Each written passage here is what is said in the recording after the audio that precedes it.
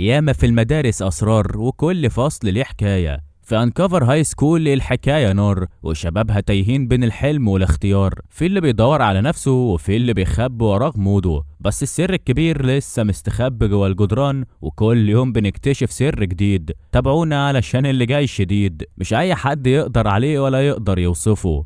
بتبدأ حكايتنا مع شاب ابن ناس وسيم كده تشوفه طول متربي 20 مرة، وبنعرف انه ضابط شرطة واسمه جون، وهو دلوقتي في مهمة سرية جدا وبيراقب عصابة خطيرة جدا بتتاجر في الآثار، وبيصورهم وهم بيسلموا التمثال وبيستلموا الفلوس، وبيبعت جون الفيديو لرئيسه قبل ما ياخد أي خطوة، وبيقول له رئيسه يرجع التمثال بأي طريقة لأنه نادر جدا. وبيقرر بطلنا يهجم على العصابة لوحده، وطبعا العصابة بتتريق عليه علشان جاي لهم لوحده، بس بطلنا بيقوم معاهم بالواجب. واحد بيهجم عليه علشان يضربه، بس بطلنا بيمسح بيه الأرض هو وباقي العصابة، وبيخاف زعيم العصابة وبيقرر يهرب بالتمثال، لكن زميل جون بياخد التمثال منه وبيعرف جون ان الوضع تحت السيطرة والتمثال معاه، لكن الضابط ده بتبقى مهاراته على قده، وزعيم العصابة بيغفله وبياخد التمثال وبيهرب. وبياخد جون باله من اللي حصل وبيطارد زعيم العصابة وبيضرب طلقة في الجو علشان يهدده، بس بيجي واحد من العصابة من وراه وبيهدده، وبيستغل رئيس العصابة الفرصة وبيهرب بالعربية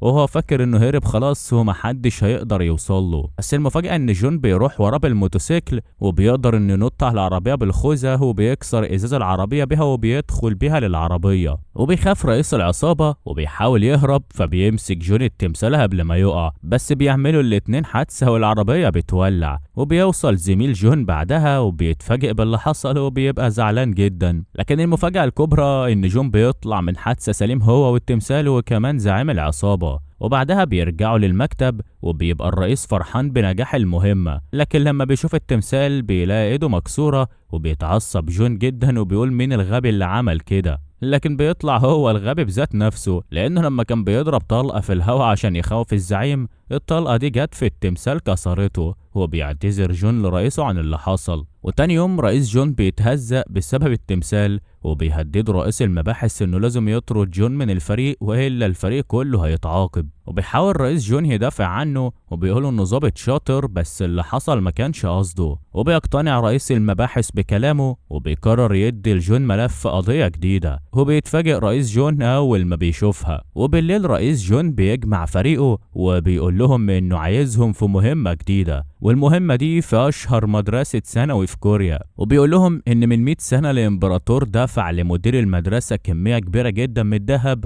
علشان يساعد فرق المقاومة تهزم الاحتلال الياباني، لكن المدير طمع في الذهب وخباه في مكان سر في المدرسة لانه فاكر انهم هيخسروا الحرب، لكن المقاومة انتصرت والمدير قرر ياخد جزء من الذهب ويهرب بره، والجزء الباقي لسه في المدرسة، لكن من فترة عرفوا ان مديرة المدرسة عارفة مكانه وعايزة تهربه بره البلد، علشان كده لازم يمنعوها. وبيطلب الرئيس من جون يدخل للمدرسة على انه طالب ويعرف مكان الذهب. جون بيتفاجئ من اللي سمعه وبيفتكره بيهزر، لكن الرئيس بيقوله ان مفيش حل تاني، وبيعرفوا ان الذهب قيمته اكتر من 800 مليون وون ولازم يمسكوها قبل ما يهربوه بره البلد. وبيطمنوا الرئيس ان محدش هيشك فيه لان شكله صغير ووسيم، وجون بيضطر يوافق لان ما عندوش حل تاني. وعلى الناحية التانية بنشوف بنت جميلة اسمها سيون، وبنعرف انها شغالة مدرسة وبتبقى سهرانة مع زمايلها في بار عشان يحتفلوا بعيد ميلاد المدير بتاعهم، وعلشان هي لسه جديدة فضلت تغني وترقص علشان تبين انها فرفوشة،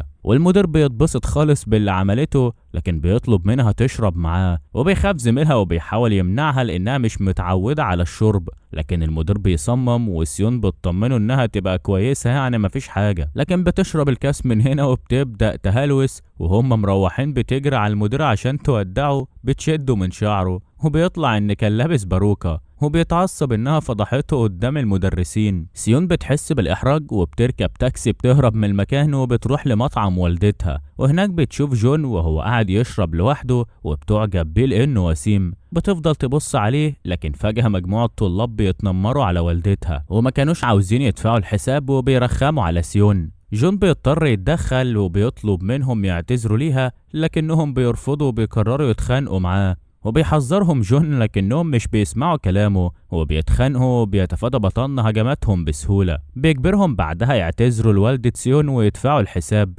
وبتنبهر بطلاتنا من اللي عمله. والدة سيون بتشكره، ما كانتش عاوزة تحاسبه، لكن بيصمم يدفع علشان ما يبقاش زي الطلاب دول، وبيسيبهم وبيمشي، وبتفضل بطلتنا تراقبه وهو ماشي، وباين كده انها وقعت في حبه. بعدها جون بيرجع للبيت وبيفتكر ذكرياته في المدرسة، وقتها الطلبة المتنمرين كانوا بيضربوه لانه يتيم، وبيتعصب وبيقرر يقبل المهمة علشان ينتقم منهم، وبيتصل برئيسه وبيعرفه انه هو موافق. تاني يوم بيحضر اجتماع مع الفريق، وهناك بيشرح لهم الرئيس كل حاجة عن المهمة، وبيعرفهم ان المدرسة دي بيدخلها اولاد الناس الاغنياء، وان هم متصنفين طبقات، واعلى طبقة فيهم الطلاب اللي في اتحاد الطلبة مسيطرين على المدرسة، لدرجة ان المدرسين بيخافوا منهم وبينصحوا الطلاب الجدد يبعدوا عنهم. وبيديله الرئيس ملف باسم جديد كأنه من قرية ريفية عشان محدش يعرف حقيقته. وبالليل بيعزموا الرئيس عنده في البيت، وبنعرف ان هو اللي رباه بعد موت اهله. وبيحكي الرئيس لبنته شيء عن المهمة،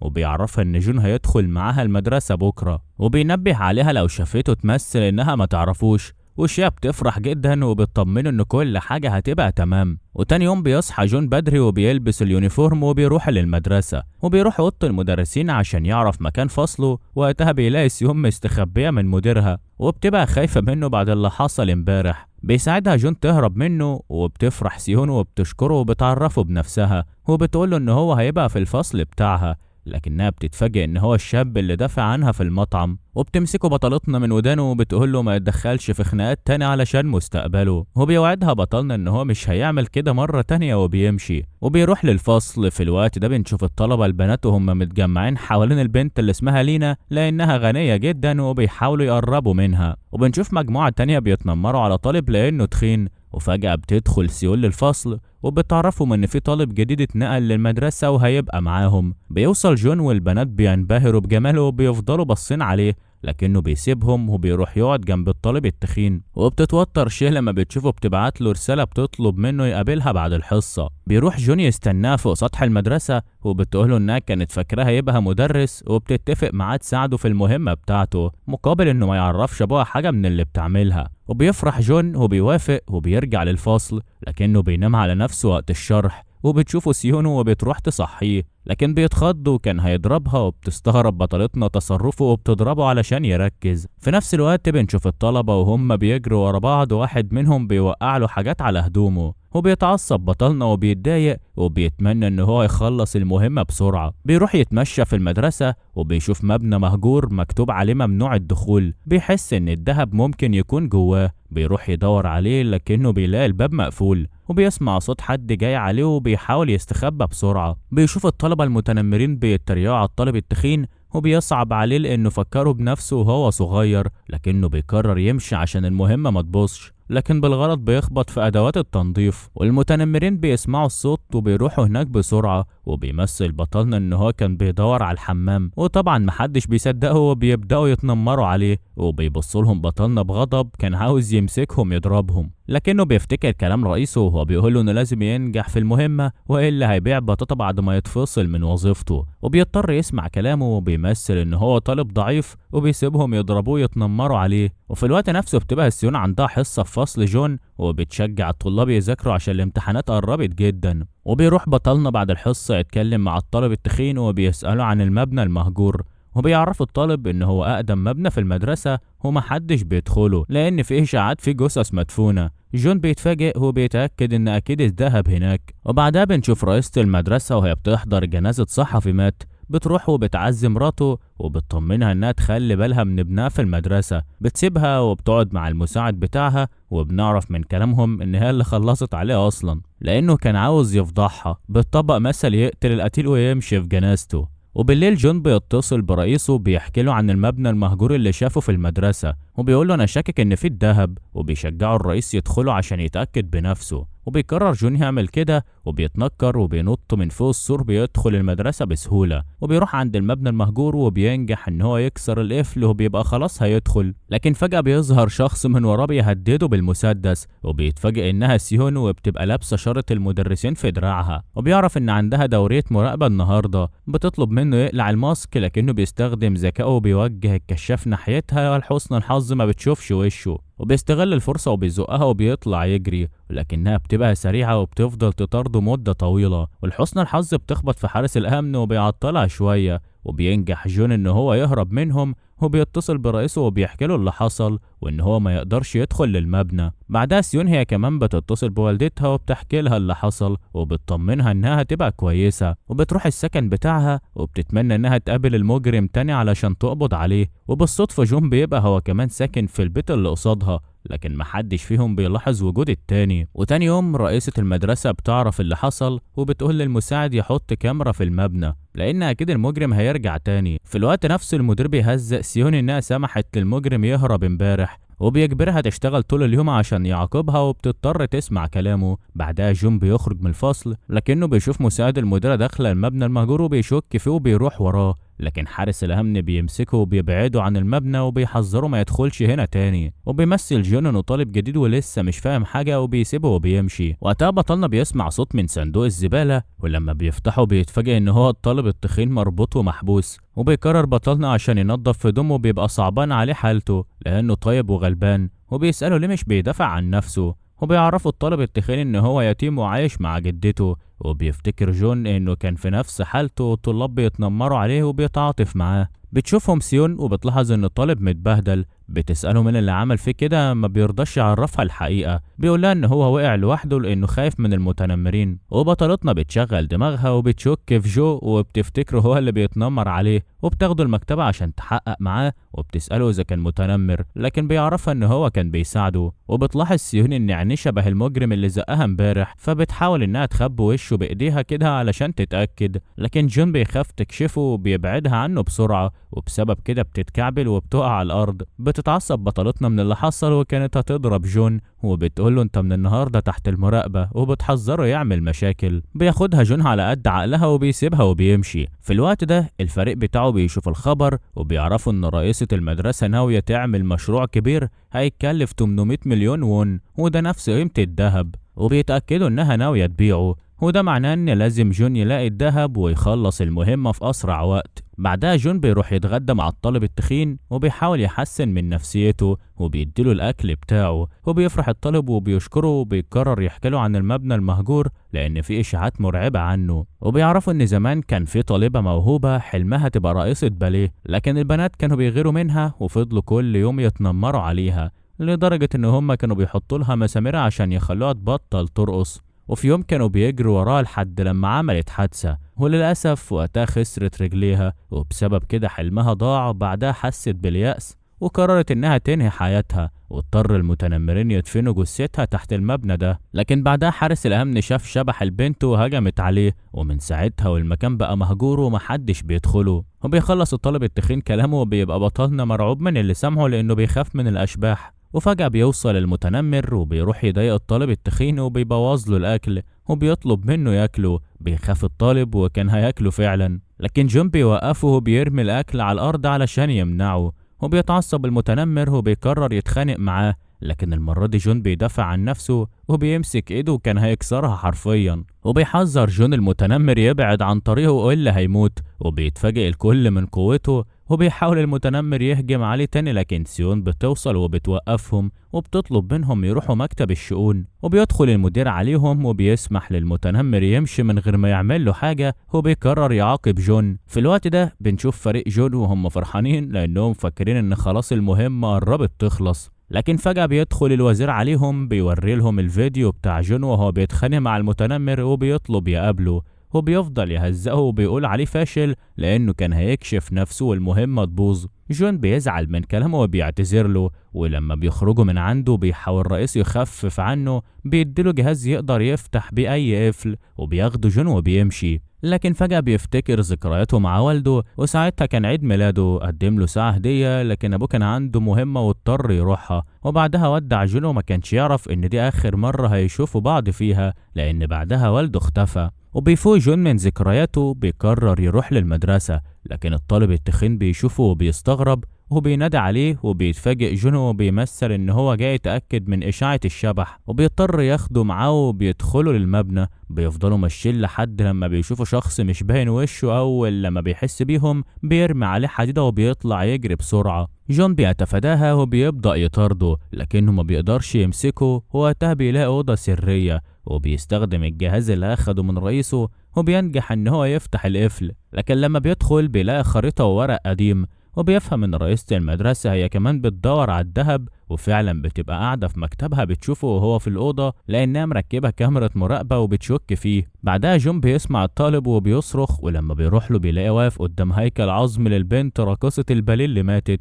وبيعرف إن قصة الطالبة اللي ماتت حقيقية. وبيشوف مفتاح على الأرض وبياخده على طول. فجأة مساعد المديرة بيدخل عليهم وبيتوتر جون، وبيقول له إن هم كانوا بيدوروا على شبح البنت، لكن المساعد بيطلب منهم ما يجيبوش سيرة لحد وبيخرجهم بره. بيطمن جون ان الموضوع عدى على خير. بعدها بيروح للفريق بتاعه وبيوري لهم المفتاح اللي لقاه جنب الهيكل العظمي، بيبقى مكتوب عليه بداية الوصول للكنز، وبيعرفهم ان في لغز ولازم يحله علشان يوصل للذهب. وبيتفاجئ الفريق من ذكائه وبيطلب منه يلاقي الذهب قبل ما مديرة المدرسة تلاقيه، لكنها بتبقى عرفت اللي حصل من المساعد، وبتقرر تسيب جون يحل اللغز وبعدين تغفله هي وتاخد الذهب منه. وتاني يوم بيروح جون للمدرسة، بيطلب من الطالب التخين يحكي له بقى القصص المرعبة. بيوافق الطالب وبياخده للمكتبة، وهناك بيقول له إن تاني قصة ليها علاقة بالساعة القديمة، وبيعرفوا إنها بتدق لوحدها بالليل، ولو في حد موجود قريب منها هيشوف شبح مخيف. في الوقت ده بيعرف الوزير من المساعد بتاعه إن التمثال اللي إيده اتكسرت مزيف،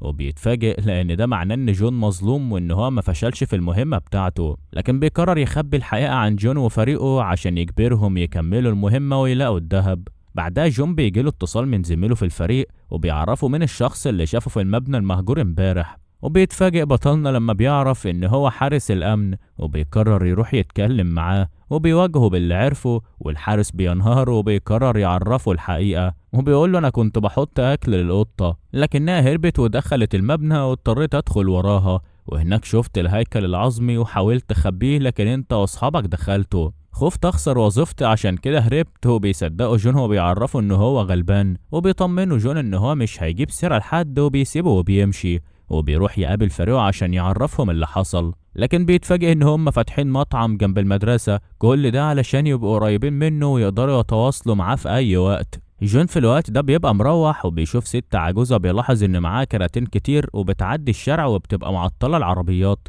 بيقرر يروح يساعدها، وبتشوفه لينا وبتعجب بشخصيته، وبيفضل جون مع العجوزة لحد ما بيوصلها. وهناك بيتفاجئ انها جدة زميله التخين، وبتشكره جدا ان هو ساعدها وبتديله 2 وون، لكن جون بيقبله علشان ما يكسفهاش. بعدها سيون بتبقى مروحة لكنها بتفتكر اللي حصل في المدرسة، وبتروح تشتري عصير وبتبقى اخر ازازة في المحل، لكنها بتتفاجئ ان جون هو كمان عايزها، وبيفضلوا يتخانقوا مع بعض، لكن جون هو اللي بياخدها. وبتتعصب وبتروح وراه وبيقعد معاها وبتعتذر له انها كانت ظلماه، انا كنت فاكراك انت اللي متنمر. وبيفرح جون بكلامها وانها عرفت الحقيقة، لكنها بتلاحظ ان هو بيشيل الخضار من الرز، وبتتفاجئ لانه بيفكرها بصديقته في ولدها. بتقول له انت بتفكرني بحد اعرفه، وبيستغرب جون جدا من كلامها. في الوقت ده بتروح الشرطة تقبض على جدة الطالب التخين بتهمة انها بتلعب قمار، وبيفضل الطالب يعيط وبيتصل بجون علشان يساعده. وبيروح مع سيون للقسم، وهناك بيقول لها ان اكيد المتنمر هو اللي ورا اللي حصل.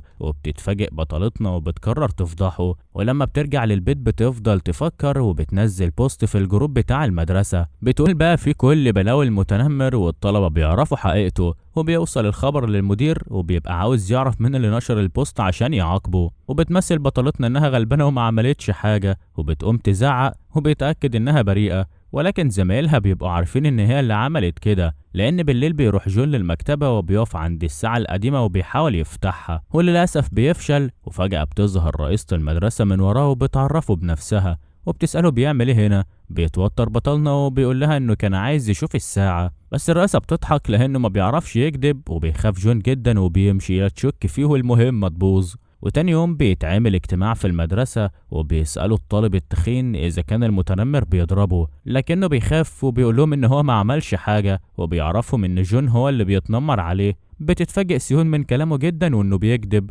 وبعد الاجتماع بتقعد سيون مع الطالب وبتسأله ليه ما قالش الحقيقة، لكنه بيعيط وبيفتكر اللي حصل امبارح، وبنعرف ان المتنمر استناه قدام البيت وهدده لو قال حاجة هيخلص على جدته، واجبره يعترف على جون. هو بيفوق الطالب من ذكرياته وبيطلب من سيون تبعد عنه لانه مش عاوز مشاكل. وبالليل وهو مروح بيلاقي جون مستنيه وبيسأله ليه عمل كده. بيعيط الطالب وبيحكي له كل حاجة وبيعتذر له وبيعرفه ان هو مستعد لأي عقاب. فبيقول له جون انا مش زعلان منك لانك ضحية، وبيسيبه وبيمشي. بيتصل بزميله في الفريق وبيطلب منه يجمع معلومات عن المتنمر. تاني يوم بيتعلق اعلان في المدرسة، الكل بيعرف ان هو هيتعمل جلسة التأديب لجون، وبيتفاجئوا لان ده معناه ان هو ممكن يتفصل من المدرسة. لكن بطلنا مش بيهتم وبيقرر يثبت براءته، وبيركب الدراجة النارية بتاعته وبيروح لمقر عصابة معروف ان هم بيلعبوا مراهنات، وبيقول لهم انه عايز يتكلم معاهم. لكنهم بيتريقوا عليه وبيقرروا يضربوه. بيوصل الفريق بتاعه عشان يساعدوه،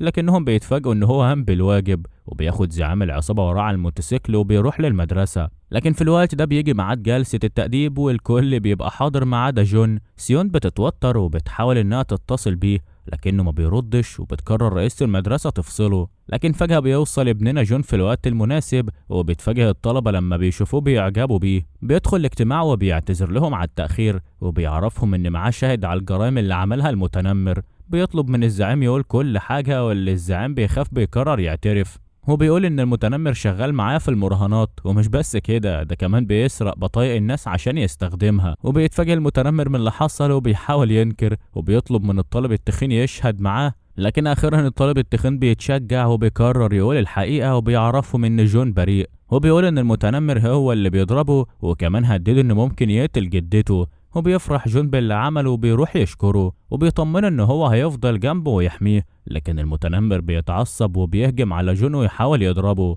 محامي المتنمر بيتعصب وبيحاول يضرب جون هو كمان، لكن سيون بتهدده وبتعرفه ان جون طالب عندها ولازم تحميه، وبتوقعه على الارض. بعدها بتاخد جون بعد ما اثبت براءته، بتقعد معاه وبتعالج الجرح اللي في وشه. لكنهم بيفضلوا لبعض كده وكل واحد بيعجب بالتاني، وبيشكرها جون وبيشيل وردة من على راسها. بتتوتر بطلتنا لانها ما ينفعش تعجب بطالب عندها، وبتسيبه وبتمشي وهي مكسوفة. وبعدها جون بيقعد مع الطالب التخين في المطعم عشان يعرف منه قصة الساعة القديمة، وبيحكي له الطالب ان زمان كان في بنت دحيحة لكنها كانت دايما بتطلع التانية، وبسبب كده كانت بتغير من زميلتها الاولى وبتحقد عليها. فقررت انها تخلص عليها وزقتها من فوق السطح، وكانت فاكرة ان كده هتطلع الاولى. لكن في يوم كانت بتذاكر لوحدها بالليل في المكتبة، وفجأة سمعت صوت الساعة، حست ان في حد قريب منها، فبتخاف وبتجري تستخبى في حمام البنات. وظهر لها شبح اللي زميلتها اللي ماتت ولون عينيها احمرت، وقررت تنتقم منها. وبيخلص الطالب كلامه.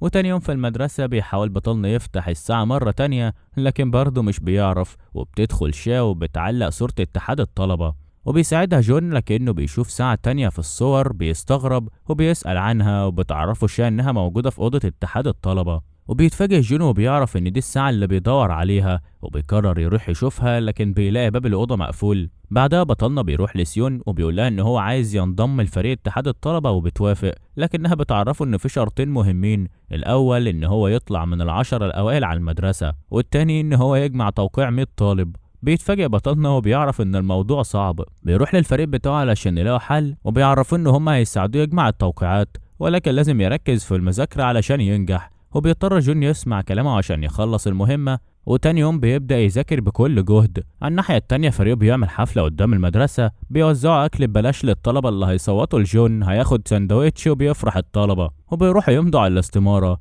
وفي آخر اليوم بيروح رئيسه يديله التوقيعات، وبيعرفوا إن ما بقاش فاضل غير إن هو ينجح ويبقى من العشرة الأوائل. جون بيفرح وبيوعد إن هو هيعمل كده، لكن بعدها شاب بتطلب تتكلم معاه. بيروح يقابلها فوق السطح، وبيتفاجئ إنها مش عاوزاه ينضم لاتحاد الطلبة، وكمان بتهدده إنها تفضحه. وبنعرف إنها مش عاوزة يكتشف إن لينا بتعاملها كخدامة عندها مقابل إنها تكون عضوة في اتحاد الطلبة. وبالليل بترجع لنا للبيت، وبنعرف انها بنت رئيسة المدرسة، وبتبقى عايزة تروح تنام، لكن امها بتديلها حبوب عشان تفضل صاحية شوية وتذاكر طول الليل، وبتضطر لنا تسمع كلامها. في الوقت ده سيون بتتصل بجون، وبتتفاجئ ان هو تعبان من المذاكرة، وبتقرر تروح تزوره. وبيخاف لان شقته ما فيهاش حاجة، وبيطلب من فريقه يساعدوه.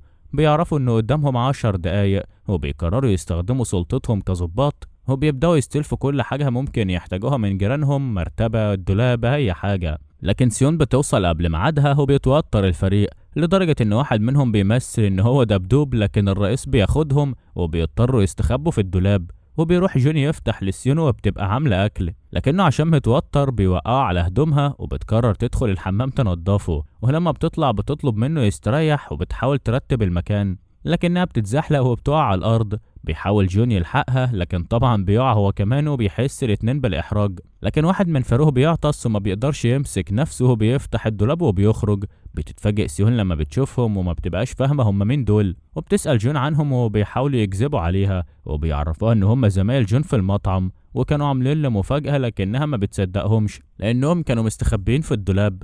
وبيضطر جون يمثل ان هو تعبان وبيقع على الارض وبيغمى عليه، وبيشيلوا رئيسه وبيرجعوا السرير، وبيلوم سيول لانها السبب، وطبعا بتبقى مستغربة ومش فاهمة حاجة. وتاني يوم بيجي ميعاد الامتحان وبيحاول بطلنا يركز عشان ينجح وبيحل كل الأسئلة.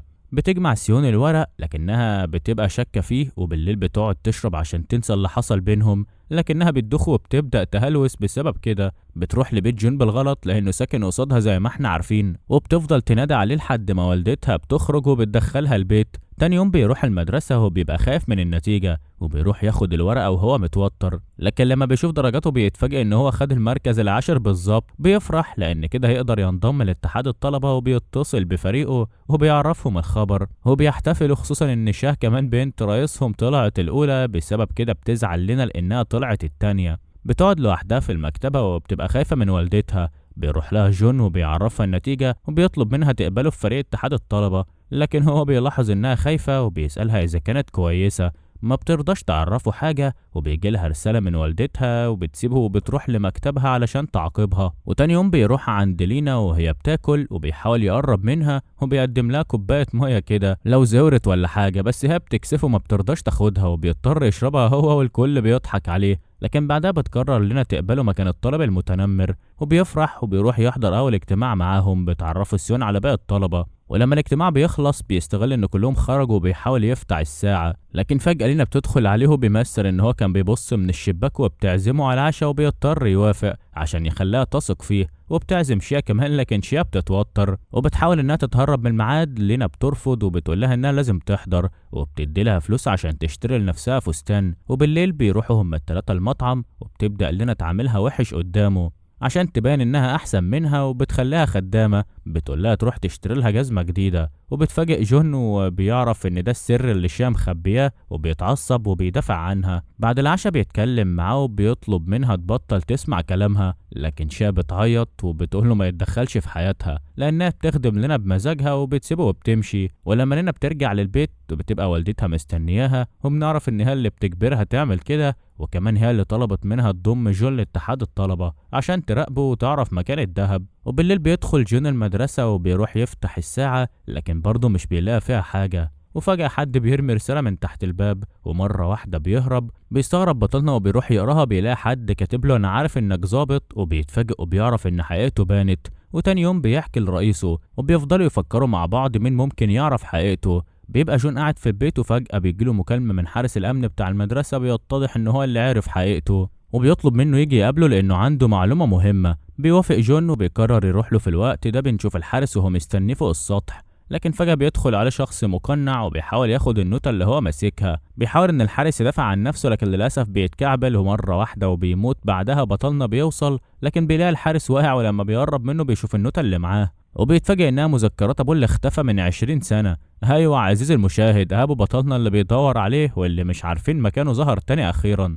بس المرة دي مذكراته. بيشوف المقنع فوق السطح وبيجري وراه عشان يمسكه. بيحاول المقنع يهجم عليه من ظهره، لكن بطلنا بيتفادى كل هجماته وبيضربه، وبيبقى عاوز يقلعه القناع عشان يشوف وشه، لكن المقنع بيزقه وبيطلع يجري، وبيبقى في عربية مستنياه بيركب فيها وبيهرب. وبنعرف ان هو مساعد الرئيسة، وبتبقى هي اللي طلبت منه يخلص على الحارس، لكن بيعتذر لها ان هو ما قدرش يجيب المذكرات منه. بعدها جون بيروح عند الوزير وبيضرب الحارس بتاعه وبيجبرهم يخرجوا بره، وبيقفل الباب عشان الموضوع شكله خطير. بيتخانق مع الوزير وبيوري له المذكرات بتاعه والده، وبيهدده يقول الحقيقة اللي هيخلص عليه. الوزير بيخاف وبيعرفوا ان ابوه كان عنده نفس المهمة بتاعته، مطلوب منه يلاقي الذهب، لكنه فجأة اختفى. وبيتفاجئ جون لانه كان مخبي عنه الحقيقة، وبيتعصب وكان هيضربه، لكن رئيسه بيوصل وبياخده على السطح عشان يتكلم معاه، بس جون بيبقى منهار وبيعرف ان هو هينسحب من المهمة. ولما بيرجع للبيت بيبدأ يقرأ مذكرات والده، وبيكتشف إن هو كان كاتب معلومات كتير عن المدرسة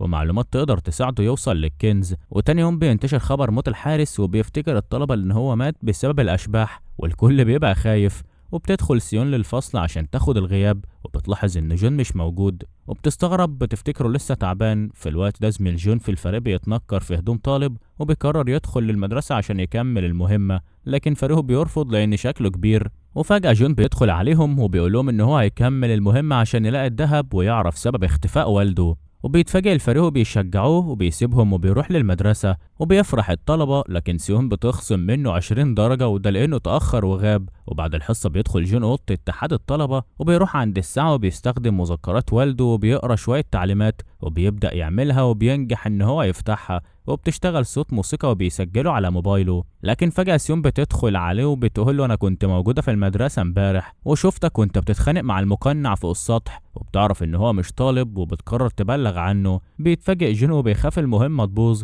وبيقرر يعرفها الحقيقة وبيقول أنا شرطي وفي مهمة سرية، وبيحكي لها عن الذهب اللي بيدور عليه. وبتخاف سيون من كلامه، وبيستغل جون الفرصة وبيقفل الباب وبيهددها لو قالت لحد حاجة هتدخل السجن. بتترعب سيون منه وبتصدقه وبتوعده انها مش هتقول لحد وكمان هتساعده في المهمة. وبالليل بيروح جون لفريقه وبيسمعهم الموسيقى وبيقول لهم ان اللغز اللي بعد كده متعلق بالبيانو، وبيحكي لهم اللي حصل معاه بالمرة مع سيون. لكن رئيسه بيتعصب لانه ما ينفعش يهددها وبيطلب منه يروح يعتذر منها، وبيضطر جون يسمع كلامه وبيروح يستناه في مطعم والدتها، وبيقول لها ان هو كان بيهزر معاها، وبيوعدها انها لو ساعدته في المهمة هتتكرم. وبتتفاجئ بطلتنا وبتتخيل شكلها وهي مشهورة والكل محترمها وبتوافق. تاني يوم بيروح أوضة الموسيقى اللي في المدرسة وبيبدأ يقرا مذكرات أبوه تاني علشان يفهم ايه اللي هيحصل، وبيعرف إن هو كان في طالبة موهوبة في العزف على البيانو، لكن المدرس بتاعها ضحك عليها، ولما عرف إنها حامل منه سابها، وبسبب كده حست باليأس وقررت تموت.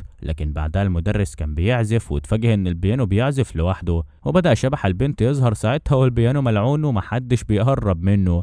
ولما بيخلص جون قراية بيتفاجئ إن سيون وراه، وبيسألها على مكان البيانو، فبتقوله إنها في مكتب رئيسة المدرسة ومحدش يقدر يدخله غيرها، لكنها بتعرفه إن في حفلة كبيرة هتتعمل قريب والمدرسة كلها هتبقى موجودة، وإن دي الفرصة المناسبة عشان تقدر تدخل المكتب. وبيفرح جون وبيروح يقابل فريق اتحاد الطلبة وبيقول لهم إن هو عاوز يحضر معاهم الحفلة، لكن لينا بترفض وبتعرفه إن ما ينفعش يحضر لأن مخصوم منه 20 درجة. بيتفاجئ هو بيحس بالإحباط، وبالليل بيروح يقعد مع فريقه عشان يفكروا في حل. وفجأة سيون بتدخل عليهم وبتقول لهم إن في طريقة يعوض بيها الدرجات وإن هو يصور إعلان للمدرسة. جون بيبقى رافض لأن الموضوع محرج ليه وبيقول لهم مستحيل أعمل كده. لكن تاني يوم بيروح المدرسة مع سيون وبيضطر يسمع كلامها عشان المهمة ما تبوظش. بتبدأ تعلمه حركات كيوت كده يعملها وهو بيتصور، لكن بيرفض وبيتريق على شكلها. لكن لما بتفكر بالمهمة بيضطر يسمع كلامها وبيبدأ يقلد كل حركاتها، وبتصوره كأنه عرض إعلانات، وبينبهر الكل بجماله وبتفضل البنات تبص عليه. وبالليل بيقرر يعزم سيون عشان يشكرها انها ساعدته،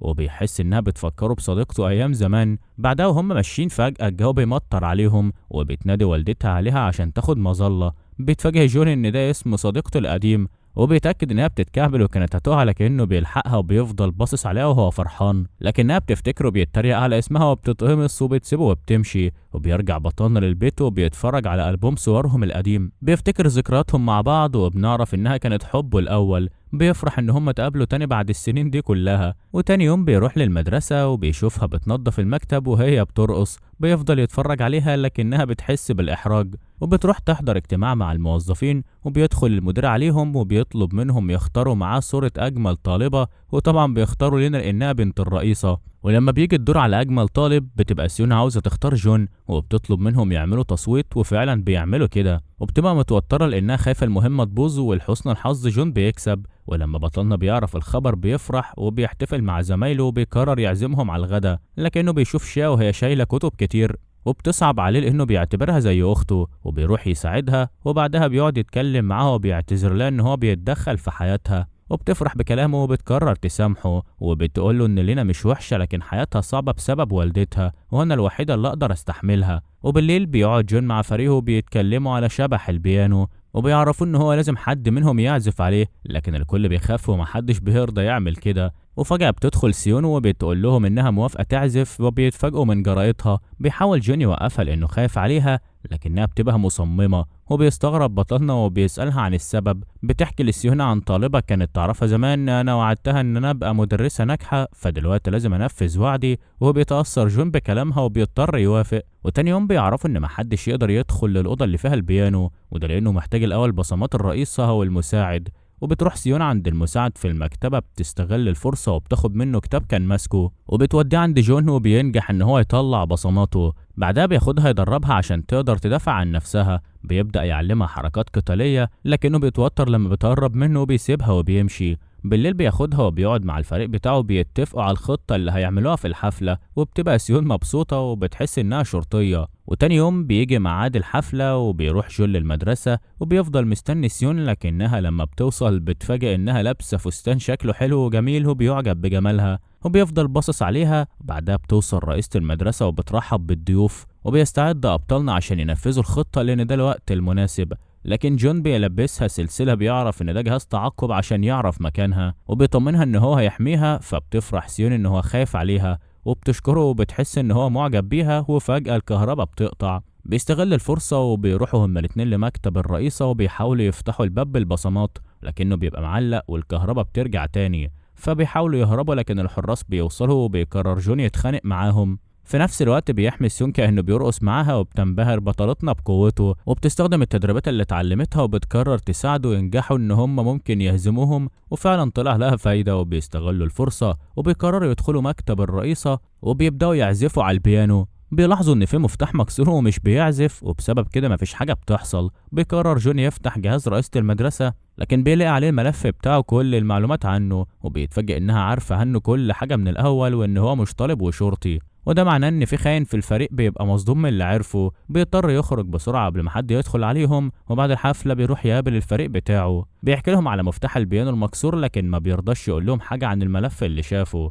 وده لانه ما يعرفش مين فيهم الخاين. ولما بيرجع للبيت بيبدا يربط الخيوط ببعض، وبيقرر يكتشف الخاين بنفسه. على الناحيه التانيه بتحاول سيون تعرف سر مفتاح البيانو لانه بيعزف من غير صوت، وبتبدأ تدور على الكلمات اللي بتتقال وقت العزف عشان بتكون جملة ممكن توصلهم للذهب. وبتفرح بالإنجاز اللي وصلت له، وبتقرر تعرف جون، وبتروح تقابله في السوبر ماركت وبتعرفه حل لغز البيانو، لكنها بتلاحظ ان هو بيعاملها ببرود ومش متحمس، وبتستغرب. وبيضطر جون يحكي لها، وبيقعد معاها في مطعم والدتها بيعرفها ان في خاين في الفريق. بتصعب عليه لانه شاكك في كل اللي حواليه، وبتبدأ تواسيه وبتطمنه انها جنبه. بيفرح بكلامها وبيتمشوا مع بعض لحد البيت. في الطريق بيقرر يعترف لها بحقيقته ان هو الطفل اللي معجب بها، اللي كان دايما بيحميها، صديق طفولتها.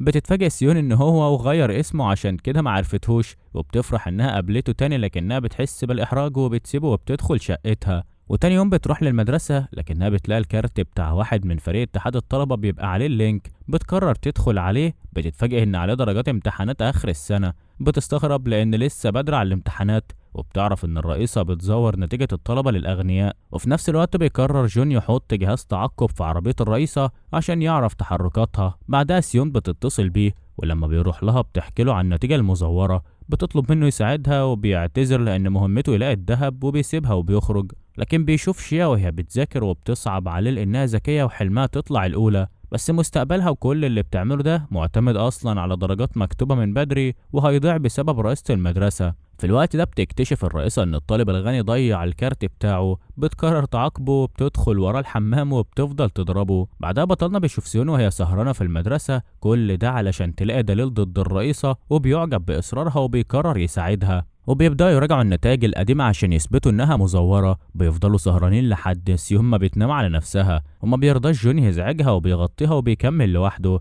لكن هو كمان بينام من التعب. وبتصحى سيون وبتشوفه وبتفرح انه هو مهتم، وهي كمان بتغطيه وبتفضل بص عليه. بالليل بترجع رئيسة المدرسة البيت، وبتلاقي لنا مستنياها. فبتقول لها انت بنت ولازم تطلعي الاولى غصب عن الكل، ولازم تقطع علاقتك بالبنت اللي اسمها شيا لانها مش من مستوانا. لينا بتتعصب من كلامها، وبتعرفها ان شيا صاحبتها مستحيل تبعد عنها، وبتقرر تسيب البنت. بتروح عند شيا وبتطلب منها تبات عندها. بتستغرب لكنها بتوافق، وبيقعدوا ياكلوا مع بعض. بتفرح والدة شيا لما بتشوفها وبترحب بيها لانها اول مره بتقابل صديقه بنتها المقربه. لينا بتتاثر بطيبتها لانها محرومه من حنان الام، ولاول مره بتحس انها وسط عيلتها. في الوقت ده سيون بتنجح انها تلاقي دليل يساعدها، فبتفرح وبتقرر تروح تعرف جون. لكنها لما بتوصل بتستغرب ان البيت بتاعه مفتوح، ولما بتدخل بتلاقي شخص مقنع جوه، وبتهدده انها هتبلغ الشرطة، لكن للأسف المقنع بيديها واحدة في بطنها وبيهرب. بعد جون بيرجع وبيلاقيها مرمية على الأرض، وبيعرف انها لسه عايشة وبينقلها للمستشفى بسرعة علشان ينقذ حياتها، وبيبقى حاسس بالذنب وخايف يخسرها. لكن لحسن الحظ الإصابة ما بتبقاش خطرة والدكاترة بينجحوا انهم ينقذوها. بتوصل والدتها وبتقول له يمشي وهي تفضل جنبها، وبيضطر يسمع كلامها. وبيبقى بطلنا زعلان عليها، وبيلاحظ رئيس ان هو مش على طبيعته، وبيروح يتكلم معاه لكن جون بيعامله وحش لانه شاكك ان هو الجاسوس، وبيبقى عاوز يواجهه لكن بيرجع في كلامه وبيسيبه وبيروح عند سيون وبيفضل جنبها وبيعتذر لها ان هو عرض حياتها للخطر. لكن فجأة بتفوق وبتفرح باهتمامه وبتطمنه انها قوية ومستحيل تموت كده. بعدها زميل جون بيتصل بيه وبيقول له ان هو عارف بصمات الشخص اللي كان عنده في البيت،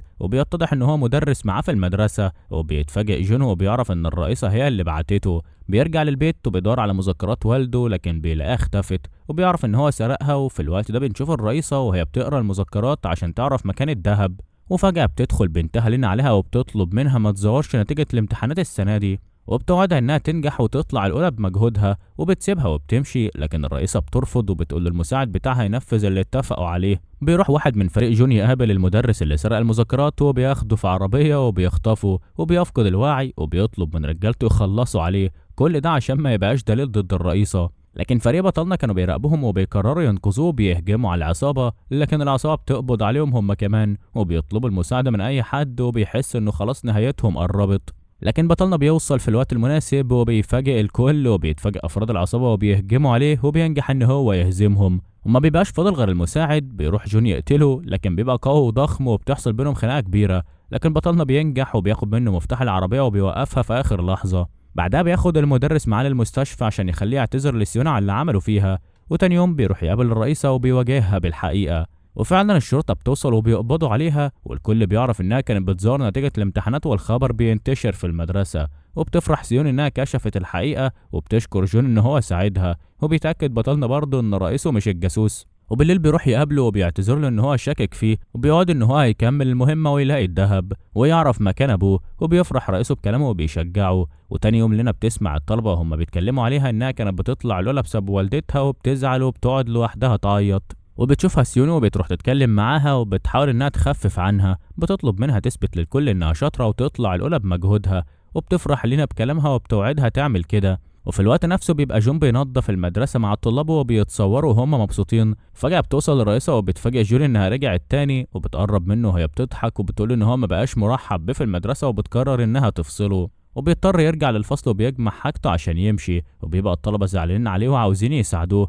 لكن بيرفض لانه مش عاوز يدمر مستقبلهم. وبيشكرهم وبيودعهم وبيسيبهم ويمشي. وبيروح للفريق بتاعه يعرفهم اللي حصل معاه، وبيشك ان الوزير هو اللي خرج رئيسة المدرسة من السجن، وبيستنتجوا ان هو الجاسوس، وبيقرروا يكملوا المهمة في السر. لكن فجأة بيدخل عليهم محققين وبيفضلوا يفتشوا المكان، وبيلاقوا فلوس كتير، وبيتهموا رئيس جون انه اخد رشوة، وبيقبضوا عليه عشان يحققوا. جون بيتفاجئ وكان عاوز يضربهم لكن رئيسه بيمنعه عشان خايف عليه، وبيروح هو معاهم. بعدها بيجي لهم مكالمة من رئيسة المدرسة بتضحك وبتعرفوا ان هي اللي عملت كده، وبتحذره لو قرب منها هتسجن فريقه، وكمان هتطرد سيون من المدرسة وبتقفل في وشه. وتاني يوم بتتصل شيا بيه عشان تقول له اللي بيحصل في المدرسة، وبتعرف ان الرئيسة بدأت في المشروع بتاعها، عملت تصنيفات بين الطلبة على حسب درجاتهم. بيتفاجئ بطلنا وبيعرف ان مفيش قدامه وقت ولازم يخلص المهمة ويلاقي الذهب في اسرع وقت. بيتجمع فريقه عنده في البيت وبيفضلوا يفكروا مع بعض وبيراجعوا كل الأدلة والمعلومات لحد ما بيشك إن الذهب ممكن يبقى موجود تحت تمثال رئيسة المدرسة القديم.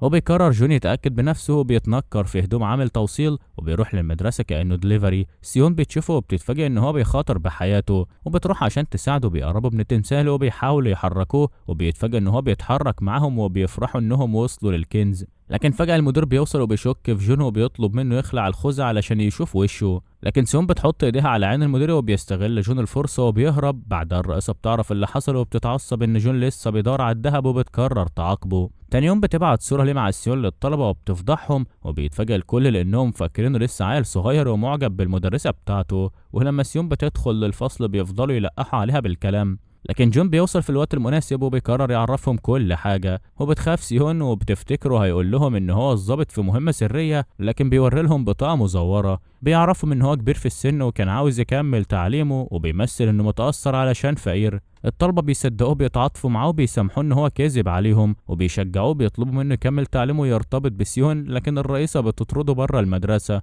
وبتروح سيون توصله وبتبقى فرحانة لانه دافع عنها ضد الاشاعات. بعدها بيقعد مع فريقه وبيتفق معاهم يدخلوا المدرسة بالليل لأنه شاكك إن الدهب تحت التمثال، وبيبدأوا بالليل ينفذوا الخطة. بيدخل جون للمدرسة وبيروح عند التمثال وبينجح إن هو يحركه، وبيلاقي تحت أوضة سرية، فبيفرح وبيفتكر إن هو الدهب موجود فيها وبيقرر ينزل يدور عليه، لكن بيتفاجئ إن الأوضة فاضية وبيشوف هيكل عظمي على الأرض، وبيستغرب وبيقرب منه وبيلاقي لابس ساعة أبوه، وللأسف مات هنا لوحده، وبينهار وبيفضل يعيط عليهم لما يلاقيه هيكل عظمي. وفي الوقت ده بتوصل رئيسة المدرسة وبيحاول فريق جون يعطلها، لكنهم مش بيقدروا وبيبقى معاهم عدد كبير من الحراس بيضطروا يسمحوا لها تدخل، وبتجري على التمثال وبتنزل للأوضة السرية اللي تحت الأرض، ولكنها بتتفاجئ إن مفيش دهب. بتنهار وبتفضل تعيط، كل الخطط اللي عملتها طلعت على الفاضي. وتاني يوم بيقرر جون يعمل جنازة لأبوه بعد ما لقى أخيرا جثته واتأكد إن هو للأسف مات خلاص، وبيبقى بطلنا محبط جدا ومحدش عارف يخرجه من حالة الاكتئاب اللي فيها. وفجأة بيوصل كل طلبة المدرسة وبيتفاجئ بطلنا وبيتأثر ان هم جايين يعزوه، وبيفرح وبيحس ان هو مش لوحده، وبيشكرهم وبيقرر يكمل المهمة عشان ينتقم لوالده. بيروح لرئيسه وبيعرفه ان هو لقى رصاص جنب الجثة، وبيشك ان الوزير هو اللي عمل كده، وبيتفقوا يتعاونوا مع بعض عشان يلاقوا دليل ضده. لكن الوزير بيفصل جون من الشغل وبيقرر بطلنا يرجع حق ابوه بايده، وتاني يوم بياخد المسدس وبيروح يخلص عليه. سيون بتشوفه وهو خارج من البيت وبتحس ان ناوي على حاجه. في الوقت ده بيوصل جون للفندق اللي فيه الوزير، بيستنى الفرصه المناسبه وبيدخل الاوضه بتاعته وبيهدده بالمسدس وبيواجهه باللي عارفه، وبيخاف الوزير وبيحاول يهرب، لكن جون بيضربه وبيطلب منه يعترف بالحقيقة، وبينهار الوزير وكان خلاص هيعترف بكل حاجة. لكن الحراس بتوعه بيوصلوا وبيقبضوا على جون وبياخدوه في العربية، وبيتأسف لهم جون هو بيبدأ يطحنهم واحد ورا التاني. بيهزم كل الحراس وما بيبقاش فاضل غير واحد بس، بطلتنا اللي بتوصل في الوقت المناسب وبتستخدم التدريبات بتاعة جون، وبتطير في الجو وبتنزل بكل قوتها على الحارس وبتوقعه على الأرض،